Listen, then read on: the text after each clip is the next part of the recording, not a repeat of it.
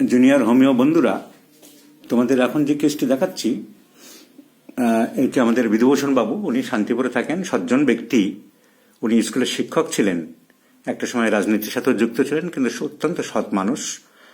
তো এখন উনি বাড়িতে আছেন। উনি একটি রোগে ভুগছেন। সেই রোগটার নাম হচ্ছে মায়োলোফাইব্রোসিস। যারা খুব ডিটেলস প্র্যাকটিস অফ মেডিসিন পড়েনি তারা রোগটা জানবে না। What is মায়োলোফাইব্রোসিস?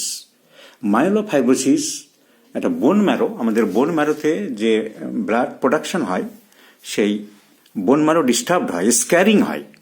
হলে কি হয়, ব্লাড সেলস তৈরিতে বাধা পড়ে, কম হয়, তার ফলে ইট লিডস টু এনিমিয়া হয়।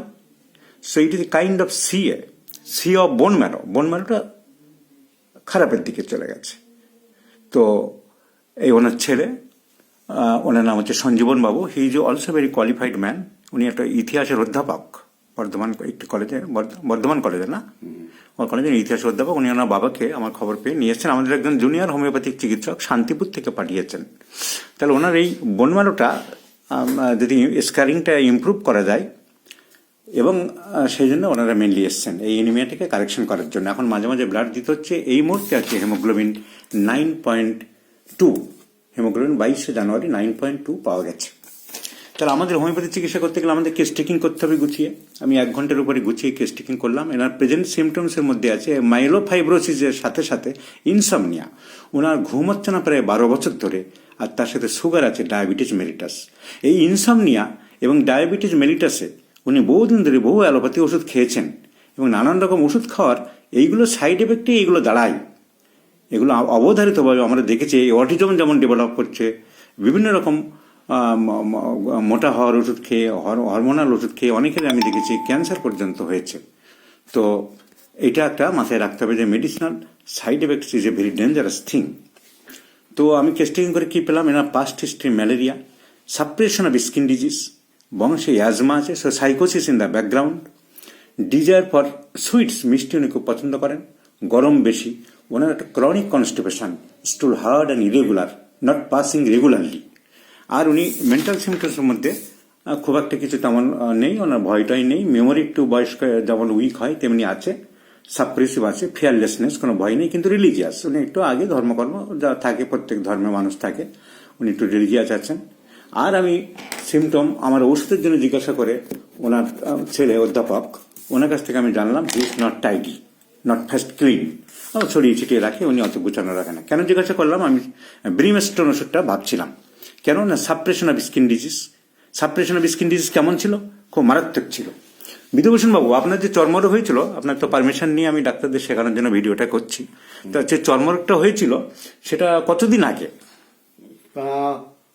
চর্মরোগটা হয়েছিল এই বছর 25। আপনি অনেক ভুগেছিলেন বললেন। অনেক দিন ধরে অনেক রকম মলম টলম লাগানো হয়েছিল। হ্যাঁ, সে হয়েছিল অনেক দিন ধরে মলম টলম, লাস্টে হোমিওপ্যাথি করেছিল, হোমিওপ্যাথিতে সেরেছে। কিন্তু তার আগে আপনি অনেক মলম লাগিয়েছিলেন। হ্যাঁ, অনেক মলম লাগিয়েছিল। ওনার মুখ চোখ দেখে এবং কথা শুনে বুঝতে পারছো তোমরা যে অনেক মলম। তাহলে suppression of skin is a great factor in this case. অনেক মলম লাগানো হয়েছে, এবং কনস্টিপেশন, স্টুল হার্ড, ইরেগুলার এবং হট। আপনার শীত বেশি না গরম বেশি শরীরে? আমার গরম বেশি। গরমটা বেশি। যে হট পেশেন্ট, খাবার দাবার মিষ্টি, নোনতা, ঝাল, টক, আপনি সবই বলেছেন, আমার লেখা আছে। আমি ডাক্তারদের আবার শোনাবো বলে বলছি। আপনি আমাকে কোনটা বলেছেন বেশি পছন্দ করেন? আমি খাবার দাবার ভিতরে মিষ্টিটা আপনি খুব পছন্দ করেন। সুগারের জন্য খাওয়া বারণ, ডাক্তাররা বারণ করেছে তাই খাচ্ছেন না, কিন্তু আপনার খুব ইচ্ছা আছে, এবং ছোট থেকে মিষ্টি আপনি ভালোবাসেন। So strong desire for sweets, hot patient, suppression of skin disease severely, and constipation, and religious. He is a religious, first grade public conservative, religious, এবং বাবা কি জিনিসপত্র মানে কাজকর্ম করেন, ছড়িয়ে ছিটিয়ে রাখে, পরে করবো এরকম অনেকে ভাবে। অনেকে খুব মেথডিক্যাল না, সঙ্গের কাজ সঙ্গে সঙ্গে পরিষ্কার করবে, নট মেথডিক্যাল, পরে করবো, একটু ছড়ানো ছিটানো থাকে। So he is not tidy, ছড়ানো ছিটানো জিনিসপত্র একটু রাখেন উনি, পরে গুছাবেন বলে, আর পরেরটা পরে হয় না। তো এই tidy patient, religious patient, suppression of skin disease ও hot and desire for sweets, আমি ব্রিমস্টোন ছাড়া আর কোনো ওষুধ ভাবতে পারছি না এই মুহূর্তে। তো ডেফিনেটলি ব্রিমস্টোনে ইমপ্রুভ করবে। তো তো কিভাবে রোগটা কি আমি বললাম, myelofibrosis is a type of C of the bone marrow. Bone marrow থেকে আরবিসি প্রোডাকশন হচ্ছে না, এনিমিয়া হয়ে যাচ্ছে যার জন্যে।